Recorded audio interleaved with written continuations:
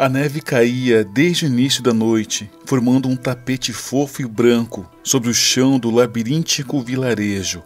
As casas eram construídas de madeira escura e telhados aos moldes pagodais para evitar o acúmulo de neve. O homem que caminhava solitário pela escuridão da congelante madrugada estava agarrado aos próprios ombros na inútil tentativa de manter-se aquecido. Tinha o rosto lavado por lágrimas e o kimono manchado de sangue. Seus passos trôpegos deixavam marcas enviesadas na superfície alva, como se ele fosse um bêbado qualquer. O homem em questão trazia um embrulho fino e longo atado às costas. O pano grosso e encardido indicava que era antigo, mas não desprezível. A qualidade do tecido era reconhecida por conta de antigos símbolos pintados à mão sobre toda a sua extensão. Os resmungos misturados ao sussurro choroso ecoavam pelos becos, atraindo a atenção de animais noturnos e sombras sorrateiras. O cheiro de sangue atraía para seu encalço cães famintos que confundiam o sangue humano com o de presas menores. O homem chegou até a última casa daquela rua estreita, escura e isolada. Chocou-se contra a parede e esmurrou a porta enquanto expelia baba, juntamente com urros lamuriosos, impelidos pelo pranto quase infantil. Nenhum movimento foi ouvido no interior da casa. Ele continuou esmurrando e berrando. Sentiu-se fraco e com as pernas congelando. Ajoelhou-se e apoiou a testa na porta enquanto aguardava ser atendido. Vagarosamente, uma luz bruxuleante surgiu no interior da casa e aproximou-se da porta. Ouviu-se o som de trancas sendo retiradas e, por fim, a porta abriu-se, não totalmente. Apenas uma fresta por onde se via um rosto enrugado, parcialmente iluminado pela chama de uma corda mergulhada em óleo queimado e expulsando parte das trevas que envolvia ambos. "Precisa me ajudar", disse o homem olhando para aquele par de olhos sisudos. "Precisa me ajudar, Rizeibata." "Lamento, senhor. Não tenho conhecimentos médicos e, pelo que vejo, é disso que precisa."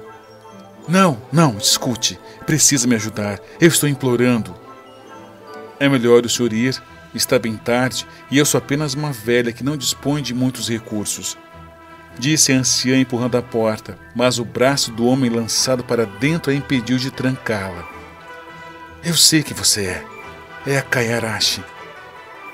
A velha fitou os olhos desesperados e molhados daquele homem e imediatamente fora tomada por uma estranha nostalgia, que fez reverberar em seu corpo sentimentos e sensações há muito tempo esquecidas, não por conta do tempo, mas pelo desejo de seu coração. Ela olhou para a rua e viu uma pequena matilha canídea, faminta, esperando que o homem ficasse sozinho para atacarem-no.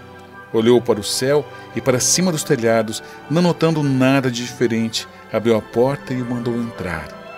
O homem sentou-se sob uma almofada largada no chão e tomou o gole d'água que lhe foi prontamente oferecido. Depois de agradecer, ele respirou fundo e, olhando-a com nítida demonstração de alívio, disse: "Me desculpe por tê-la incomodado tão tarde. É que estou desesperado e não tinha mais a quem recorrer." "Por que não diz logo o motivo dessa visita?" "Preciso dos seus serviços. Necessito que resgate uma pessoa sequestrada." A anciã sorriu e mirou o chão de maneira descontraída. "Olhe para mim.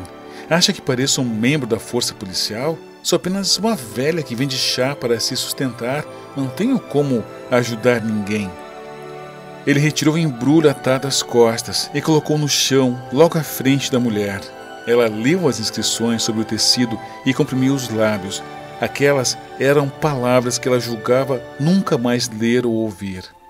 A lâmina que cria uma tempestade vermelha ao ser brandida é capaz de rasgar os céus e a terra. Onde encontrou isso? Era do meu pai. Ele disse que ganhou de uma velha amiga pouco antes da instauração desse infame governo Meiji. Deve-se lembrar dele, Mizumo no Hanabira. A menção àquele nome fez-a estremecer. Não ouvia há tempos. Era o codinome de um antigo parceiro de lutas, um antigo amor, um grande amigo e um excelente espadachim. Ela encarou o embrulho por algum tempo. E então, com movimentos lentos e hesitantes, abriu o tecido para averiguar a naginata com cabo desmontável, forjada por ela mesma, numa época em que tinha mãos sedosas e firmes. Ele está morto? Perguntou ela, observando a semelhança do homem à sua frente com o falecido pai. Sim, está. Château de Biru matou, queria a todo custo essa lâmina, mas como não obteve, invadiu nossa casa e matou todas as pessoas que conseguiu. Deixou-me vivo com a missão de recuperar a lâmina e entregar a ele em troca da liberdade de minha pequena filha. Então se trata de uma criança. Sim, ela só tem 2 anos. Se eu entregar a ele essa naginata, tenho certeza que ele matará a menina, e se não entregar... A anciã levantou-se vagarosamente, apoiando-se numa mesa de madeira, e caminhou até a porta. Abriu e deixou o vento frio entrar, levando para dentro um pouco de neve fresca. Olhou para a lua fina como um sorriso, porém com a cor avermelhada, e fechou os olhos para inspirar o ar daquela fatídica e auspiciosa noite de inverno. Château de Biru não pode dessa lâmina. Eu a forjei banhada no sangue de valorosos guerreiros. O sangue impregnou-se ao metal, dando-lhe essa cor avermelhada. Por conta disso, quem a impunha invariavelmente evoca as habilidades dos espíritos nela contidos. Se a pessoa não tiver um coração puro, certamente será corrompida por esse poder e causará um imenso mal a esse mundo. Está dispensado, cumpriu sua missão. Trarei a criança de volta amanhã pela manhã. Amanhã? Mas ele tem um exército e provavelmente espera ser atacado. Você não pode ir lá sozinha. Não está pensando em negociar com ele, não é? Os detalhes ficam para mim. A você cabe a espera do retorno da criança. Agora, se me fizer a bondade de se retirar, preciso dormir. O homem agradeceu e deixou a casa da velha senhora com um largo sorriso estampado na face, a mesma que estivera lavada por salgadas e gélidas lágrimas até poucos minutos antes. Logo após o almoço, a velha senhora colocou o embrulho nas costas e partiu deixando para trás seu pacato vilarejo. Seu destino era um casarão no alto da montanha, uma propriedade guarnecida e estrategicamente construída para se ter visão de todo o vale ao seu redor. Levaria o restante do dia para chegar. Teria poucas horas para encontrar a menina e colocar um fim naquela ameaça. Depois, retornaria para casa pouco antes do amanhecer. Estava tudo muito bem definido em sua mente guerreira. Cada passo que dava para mais perto da montanha era um mergulho mais profundo em direção ao passado. Logo, sua mente estava imersa em memórias e capturada por um turbilhão de sensações desconfortáveis. O horror da guerra mancha as almas das pessoas de modo muito peculiar. São como uma ferida que nunca se cicatriza completamente. São como dores excruciantes que laceram o espírito e fazem a carne tremer e sangrar, mesmo sem um corte físico. Trazem um gosto amargo à boca e turva a visão, roubando pensamentos felizes e os ínfimos prazeres da vida. Seus passos incertos e curtos a levaram a montanha acima. Assim que a lua surgiu no céu, ela chegou ao topo e deparou-se com os portões da propriedade abertos, um claro sinal de que já era aguardada. Em tempos idos, fora uma hábil guerreira e temida nos campos de batalha, talvez a mais feroz Ona Bugeisha de sua época, e certos costumes nunca morrem. Ela desembrulhou a arma e a montou sem preocupação. Segurando-a numa das mãos, entrou caminhando airosa e confiante. Um grupo de 5 homens saiu das sombras, revelando seus uniformes azuis com emblemas metálicos em cor dourada, típicos cães treinados pelo governo, mas que servem a quem paga mais, sem nenhum pingo de honra, respeito e lealdade. "Maldição! É a Kayarashi!" afirmou um deles, observando a arma empunhada pela mulher, trajando um kimono branco com desenhos de folhas de bambu em tom vermelho sangue. "Tanto faz, é só uma velha!" debochou o outro, saltando para cima dela com uma espada em mãos. Mal teve tempo de brandir sua lâmina e teve a cabeça decepada pela anciã, que apenas girou sua arma num rápido e decisivo momento. Ao ver a facilidade com que a velha matou um soldado jovem treinado, os outros decidiram atacar todos juntos. A anciã segurou o cabo de sua arma e girou o corpo em torno de seu próprio eixo, e ao mesmo tempo em que brandia sua lâmina num movimento cruzado. Segundos depois, Todos os homens estavam no chão com os peitos abertos e os pescoços rasgados. E o kimono estava todo salpicado de sangue, e as folhas de bambu não pareciam mais desenhos, e sim borrões de tinta vermelha. O segundo grupo era maior e melhor treinado. Rendeu uma luta de 10 segundos, e a anciã derramou uma gota de suor. O grupo seguinte era mais diversificado. Tinham armas exóticas e estilos de luta diferentes, aprendidos em vários lugares do mundo. Foram necessários 2 minutos para acabar com todos eles. E ao passar por cima dos corpos, seu kimono só tinha os ombros de tonalidade branca. Todo o resto do tecido estava rubro e gotejando, mais pesado e desconfortável, exatamente como ela gostava.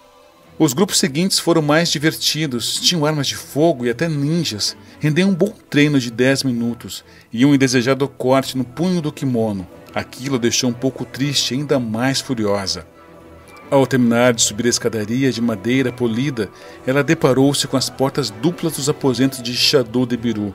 Sabia que ele estava lá dentro, segurando uma espada, esperando que ela entrasse. Seus métodos eram conhecidos e muito previsíveis. Ela chutou as portas e elas se abriram com um baque surdo. Como esperado, o homem aguardava com uma espada já desembainhada, porém a lâmina estava encostada ao pescoço da criança que dormia em seu colo. Demônio! Proferiu a velha. Agradeço pelo reconhecimento, debochou o homem de rosto quadrado, parcialmente revelado pela luz do luar, que dardejava pela janela ao lado. Me dê a lança, e a garota ficará bem. Lança? Isso não é uma lança, isso é uma naginata sagrada e nunca repousará em suas mãos. Como quiser, disse o homem levantando-se vagarosamente e colocando a criança no chão. Depois de cortar seus braços fora, eu a pegarei com muito prazer. O golpe vertical foi amparado pela lâmina curva que a mulher segurava. Em seguida, ela girou o corpo e o chutou na barriga, afastando-o por alguns metros. Ele brandiu a espada na horizontal e a mulher novamente aparou o golpe com sua lâmina rubra. Girou o corpo e afastou-se dele. Segurou o cabo da naginata com as 2 mãos e encarou o rosto enrugado do homem a quem deveria ter matado há muito tempo. O som de metal retinindo preencheu o espaço escuro daquele ambiente. O brilho prateado encontrava o brilho rubro sob o feixe lunar. Os passos silenciosos impulsionaram os corpos para todas as direções daquele cômodo, e os oponentes respiravam de maneira ritmada e cada vez mais ofegantes. Ambos estavam enfrentando não só um oponente à altura, mas também a idade e a consequência de envelhecer. Seus corpos não tinham mais a mesma resistência nem a mesma leveza de antes. No entanto, ele continuou lutando depois da instauração do novo regime. Ela não. A lâmina em suas mãos pesava cada vez mais. Ela estava ofegante e nitidamente mais lenta que ele, mas tinha um objetivo e não podia falhar. Ele ergueu a espada e se preparou para sua última investida. Ela precisava acabar com a luta no próximo golpe. Afastou os pés, curvou os joelhos, ergueu a lâmina e apontou para frente com um fio virado para cima. Seus olhos estavam rentes ao cabo, como se ela segurasse uma arma de fogo de longo alcance. Ele urrou e correu em sua direção. Ela guardou metodicamente, contou os passos dele, girou o corpo de lado para sair do golpe e o atacou pelas costas, rasgando-o da nuca até as nádegas. O corpo de Shadow de Biru caiu no chão inerte, e ela respirou fundo, largando a naginata no chão, todo respingado de sangue.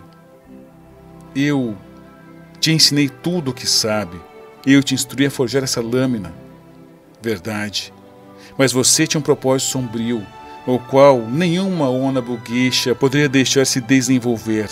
Após o homem dar seu último suspiro, ela virou-lhe as costas, pegou a criança no chão e sentou-se acomodando-a no colo para afagar-lhe a face antes de partir. Viu a menina abrir os olhos dóceis e inocentes, pescou lentamente para a anciã e com sua voz fina e descompassada perguntou: Você é a Kayarashi? Pode-se dizer que sim, minha doce criança.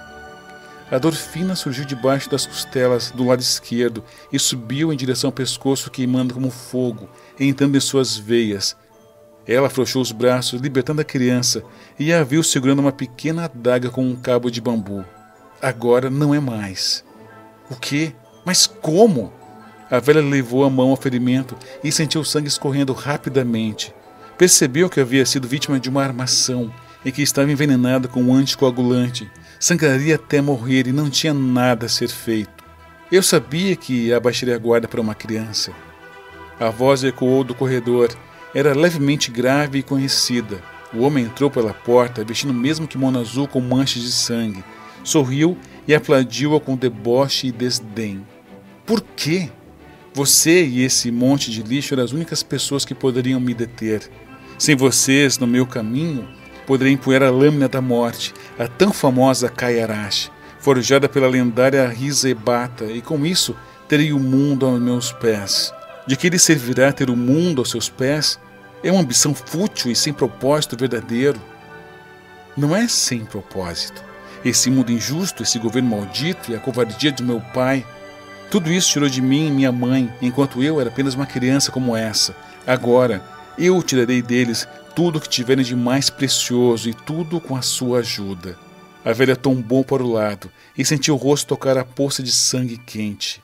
Respirou fundo e, usando de suas últimas forças, olhou para o homem e disse: Você acaba de matar sua mãe. Eu sei, respondeu ele, apanhando a arma largada no chão e deixando a criança trancada com os corpos na escuridão. Vovó? Então você não é um demônio como ele disse? A anciã balançou negativamente a cabeça e deu seu último suspiro. Então, vou vingar você, disse a criança, banhando a adaga no sangue que estava sob o corpo da velha guerreira.